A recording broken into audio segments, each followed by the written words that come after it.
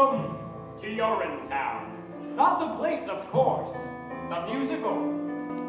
Urinetown, the place is, well, it's a place you'll hear people referring to a lot throughout the show. You hear the news? They carted old so-and-so off to Urinetown the other day. Is that so? What do you do? Oh, such and such, I hear. What do you know? Old so-and-so. It's a kind of mythical place, you understand. A bad place. A place you won't see until Act 2, and then, well, let's just say it's filled with symbolism and things like that. But Urinetown the musical. Here we are, welcome. It takes place in a town like any town that you might find in the musical. This here's the first setting for the show. As the sign says, it is a public amenity, meaning public toilet. These people have been waiting hours to get in. It's the only amenity that they can afford to get into. Say, Officer Lockstock, is this where you tell the audience about the water shortage? What's that, little Sally? You know, the water shortage, the hard times, the drought, shortage so awful that eventually private toilets became unthinkable, a premise so absurd. Slow down, little Sally. Not all at once. They'll hear more about the water shortage in the next scene. Oh, I guess you don't want to overload them with too much exposition now, huh? Everything in its time, little Sally. You're too young to understand now, but nothing can kill a show like too much exposition. What about bad subject matter? Well, or bad title even, that can really kill a show pretty good. Well, little Sally, suffice it to say that in Urinetown the musical, everyone has to use public restrooms to take care of their private business. That's the central conceit of the show. Better hope your pennies add up to the fee. We can't have you peeing for free. If you do, we'll catch you. We never fail, and we never bother with jail. You'll get Urinetown. Off you go to Urinetown, away with you to Urinetown. You won't need bail.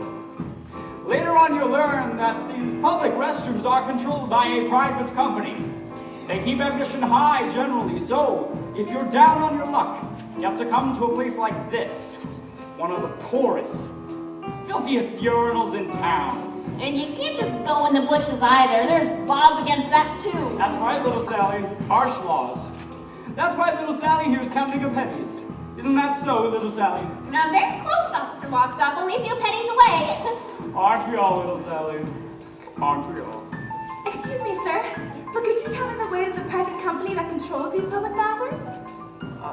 You mean you're in good company? That's the one. You'll meet the guy who runs You're in Good Company later. That there is his daughter. Well, it's quite a ways from here, ma'am. This here's the bad part of town. So it is. But if you squint, you can just make out their headquarters rising above the skyline. The gleaming tower on the hill? It's the one. Gosh, it's beautiful. You most certainly are. Pardon? It most certainly is. Oh dear, I'm late already. Thanks ever so much for the directions and such. Bye. Anytime. Well, we've talked on long enough, I imagine. Enjoy the show, and welcome to Urinetown, the musical. You are humble audience. You have come to see what it's like when people can't be free. First act lasts an hour. Don't assume you're fine. Best go now, there often is a run. This is Urinetown. One restroom here at Urinetown. It's unisex at Urinetown, all by design. It's the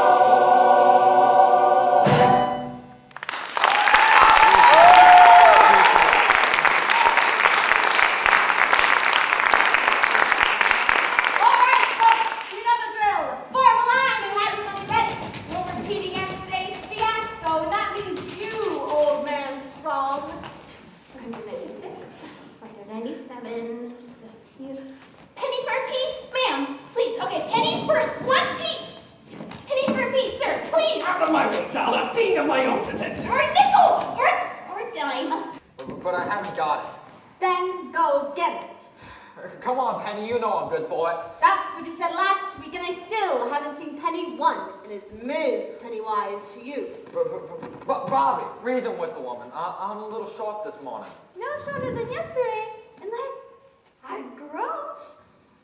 He's my pa, Miss Pennywise. Can he come in for free just this once? Get your hair out of the clouds, Bobby Strong. No one gets in for free. Now, Miss Pennywise, we've all had to make a few special arrangements over our years with the higher-ups. Why not let this one be ours? Old man Strong gets in for free, so do I. And no one is getting anywhere in for free. Don't you think I have my own bills to pay? Don't you think I have taxes and tariffs and payoffs to meet too? Well, I do. And I don't pay them with promises, you see. I pay them with cash. Cold, hard cash. Every morning you all come here, and every morning some of you've got reasons why you ain't gonna pay. And I'm here to tell you, you is gonna pay. But Miss Pennywise... No buts, Bobby. For the love of God, Penny, what difference could it make? What difference? Times are hard, the cash is tight, you got no right, I've heard it all before. Just as once too much, cause once it, once more. I run the only toilet in this part of town, you see. So if you gotta go, you've got to go through me. It's a privilege to pee. Water's worth its weight in gold these days. No more bathrooms like in olden days. You come here and pay a fee for the privilege to pee. 20 years you've had the drought, and our reservoirs have all dried up. I take my bath now in a coffee cup. I boil what's left of it for tea, and it's a privilege to be. The politicians, their wisdom thought that there should be a law. The politicians sacked the toilets and made illegal public urination and defecation. So come and give your coins to me. Write your name here in the record book. The authorities will want to look. Been regular with me. If you pay the proper fee for the privilege to be. But Miss Pennywise... Oh, but Bobby, you're a sweet-looking boy, and I'd like to keep you around. But this man ain't coming in without paying. Not this time. Tell me what I might do. You think you've got some kind of right. You think you'll come in here and go for free. The only thing you'll get is no for free. I'm a business gal, you see. I sell the privilege to be. The good Lord made us so we kiss each day until we pass away. The good Lord made sure that what goes in must soon come out again. So you're no different than from lowly me. But Miss Pennywise... Enough, Bobby. And I think I'll charge you twice. There's no need to jeopardize your position. Or better yet, have you I'm rested? through with all this, you say. Since you prefer the law against taxes. Scraping cash 3 times a When day. you're in town, you'll see. Crazy with the nitrates half the Why time. you don't fight me. This is nowhere to live, I tells you. Nowhere to live. For the privilege to pee. Whoa, whoa, whoa.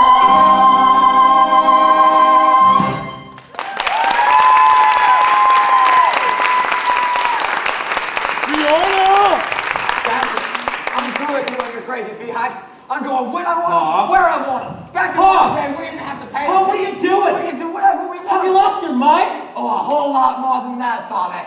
A whole lot more than that. He ain't waiting. He's peeing right there in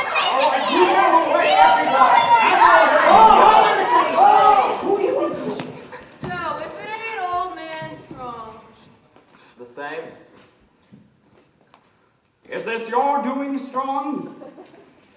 It is? Seize him. You've done a terrible thing here today, Strong. I did what I thought was necessary.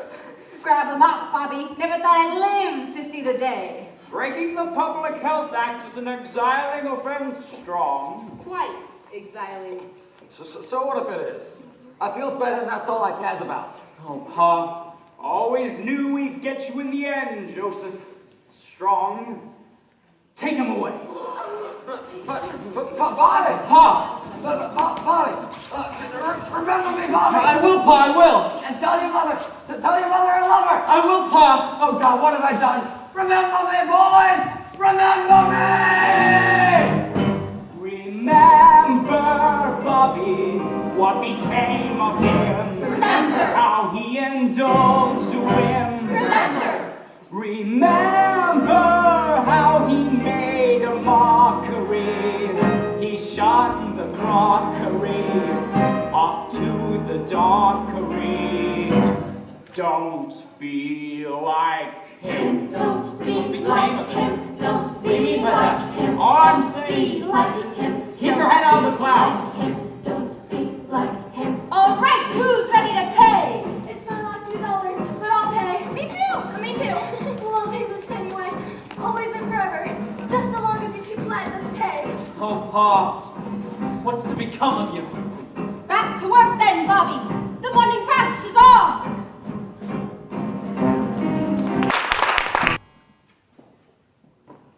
Where's my dough? Isn't that what we're all asking ourselves, Senator? Where's my dough? From the cop walking his beat to the little baby asleep in his mother's arms, we're all asking ourselves the same question. Where's my dough? And by dough, of course, I mean money. I made my speech. Where's my dough? There'll be plenty of dough from everyone, Senator, once the new fee hikes breeze through the legislature. I was hoping to wait for the vote during my latest fact-finding mission to Rio. Wouldn't want to be around once those new fee hikes breeze through. You think I've gone too far this time, don't you, Fip? It's a powder keg out there, Cladwell. This time I think it's gonna blow. Daddy? What?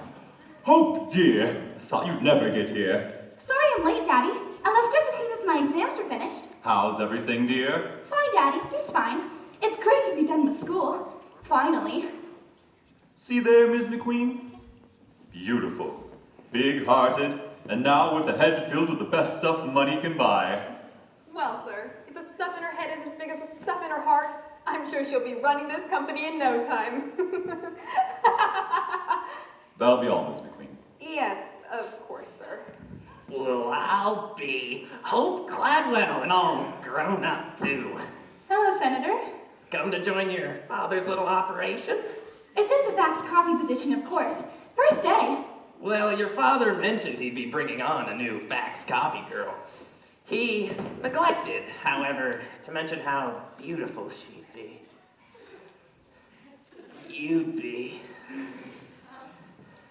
You're so beautiful. Even as a little girl, I always thought... That's enough. Yes, of course.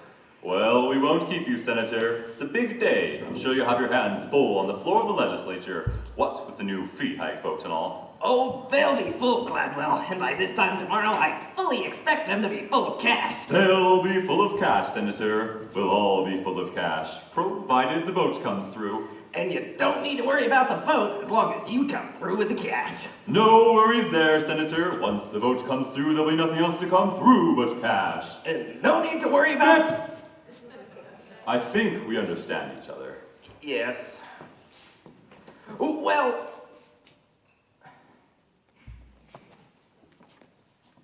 Let's meet the staff. Staff!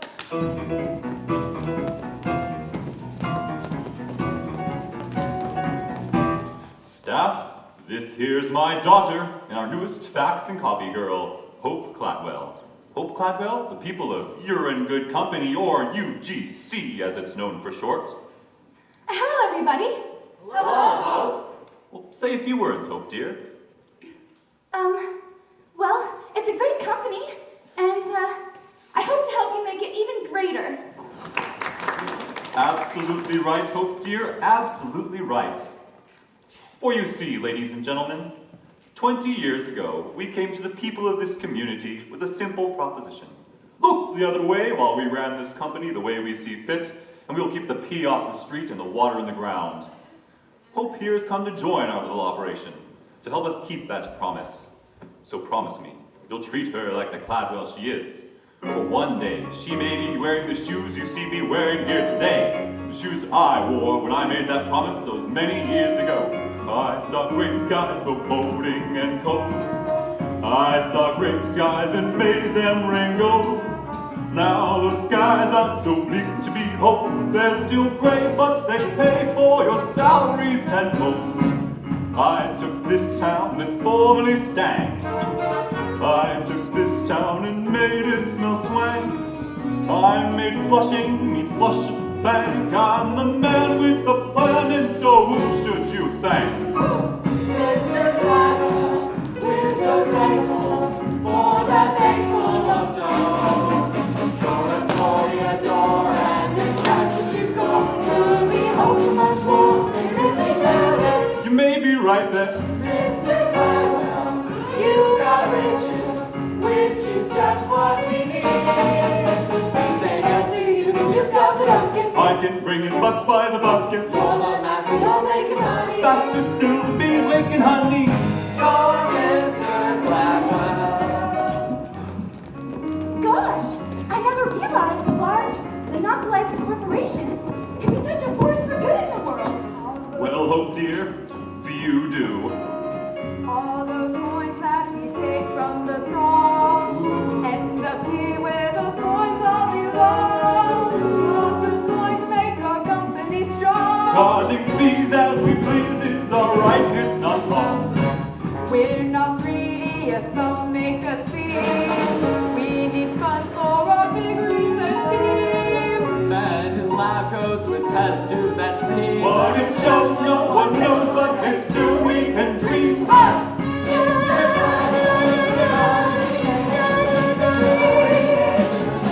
That's my dad.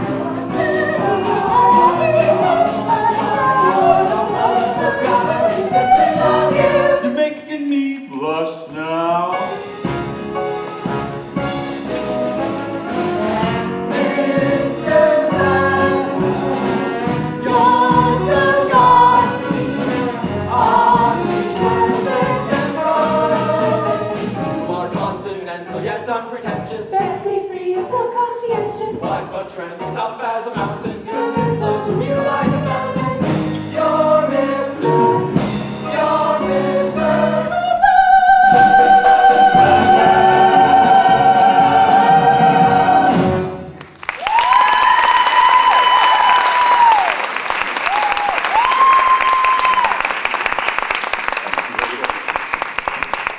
Gosh, Daddy, they certainly do seem to adore you. So why do I feel so conflicted? Nonsense. Did I send you to the most expensive university in the world to learn to be conflicted? Or to teach you how to manipulate great masses of people? To learn how to manipulate great masses of people, Daddy. Which is exactly what we'll do. Now get faxing. And copying. And welcome home.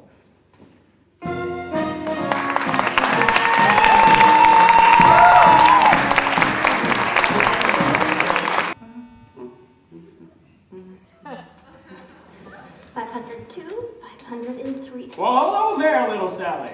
Hello. Awfully late for a little girl to be out and about, especially on a night like tonight. Just gathering together a few coins before the late night rush is all. So you got me to spare? Sure, little Sally. I'm in a good mood tonight. Gee, thanks. Say, Officer Lockstock, I was thinking that we don't spend much time on hydraulics, now do we? Hydraulics, little Sally? Hydraulics, hydration, irrigation, or just plain old laundry. And it seems with all the talk of the water shortage and the drought, we might spend some time on those things too. It might affect hydraulics too, Why, sure it would, little Sally. But, how shall I put it?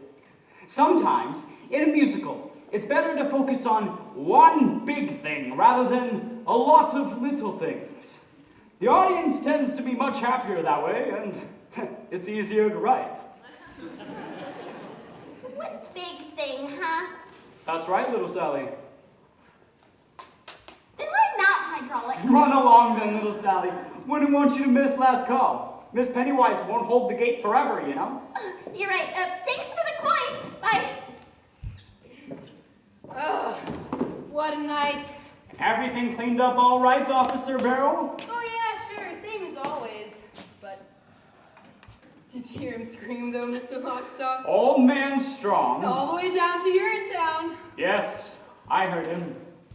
But they all seem to scream in the end now, don't they?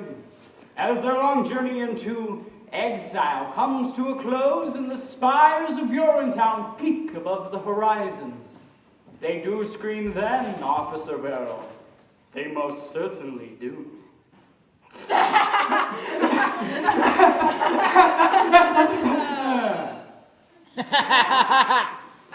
suppose I thought he might be different somehow. Different? Old man strong.